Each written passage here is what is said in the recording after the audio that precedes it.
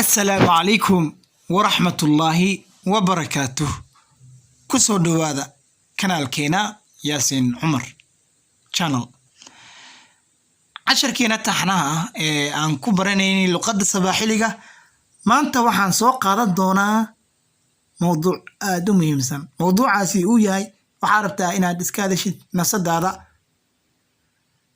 وحبضن أيا جيروات اسكادشي نصد هذا balse waxaan soo qaadanay kuwaan waxa laga rabaa inaad gelisid magacyadaada waxaan isticmaalay magacyo kale sida iskoolka sida magaca sida magaciiga waxa laga rabaa inaad isticmaalish magac kale fadlan hadaad nagu cusubtahay kanaalkeena subscribe ha ka iloowin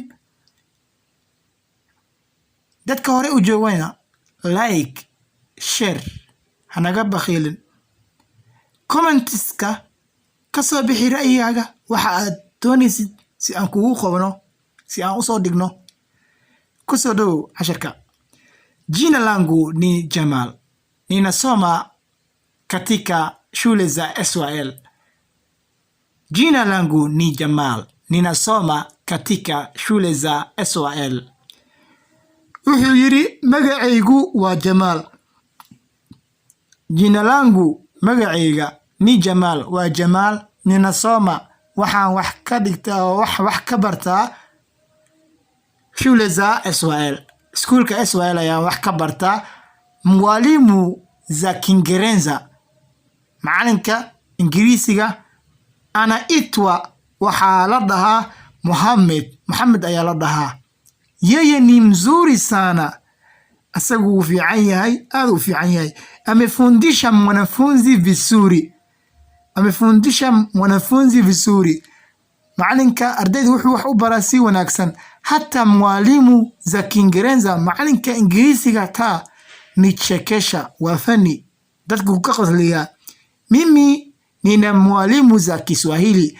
Anigu waxaan leeyahay macalin Kiswahili ah oo Kiswahili luqada Swahiliga ii qora. Lakini mwalimu huyu, laakiin macalinkan amefundisha wax iga baraa wax ka bara asiga katika YouTube kwa wax ka dhiga. Nilifundisha asaga soo wax dhiga wax uu wasay wax ayuu ii baray. Nilifundisha wuxuu ii baray maneno mengi, ereyo fara badan ayuu baray. Anaitwa waxaa la dhahaa Yasin ayaa la dhahaa, Yasin Umar. Mwalimu huyu macalinkan ni vizuri sana, aad u fiican yahay.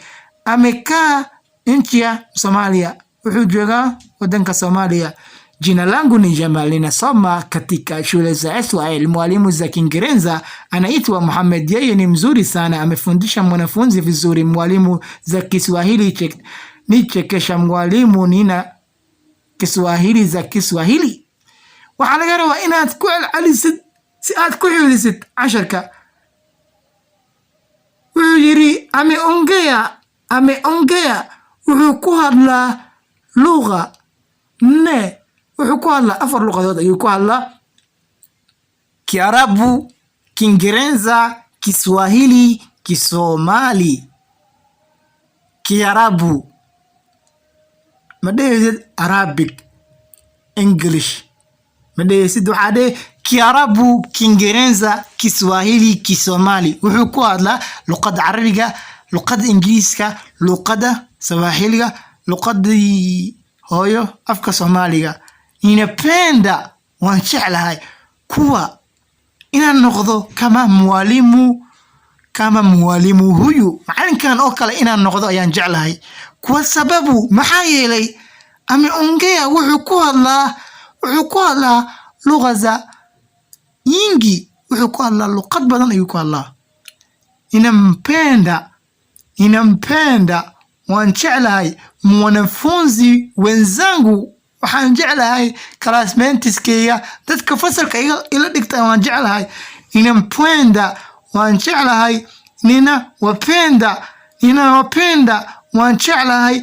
Walimu wangu, macallimiinteeda waan jeclahay. Zaidi aad ayaan u jeclahay.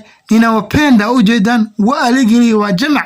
Ninawapenda, waan jeclahay walimu wangu, macallimiinteeda. Zaidi aad ayaan u jeclahay. Zaid ninashukuru, waxaan ugu mahad celinayaa aan ugu mahadcelinaya sana si daran aan u mahadcelinaya kwa wazazi wangu waalidiintayda kunipeleka kuwaasoo igeeyay shuleni iskuulka igeeyin aan ku celiyo ameongea lugha nne Kiarabu, Kiingereza, Kiswahili.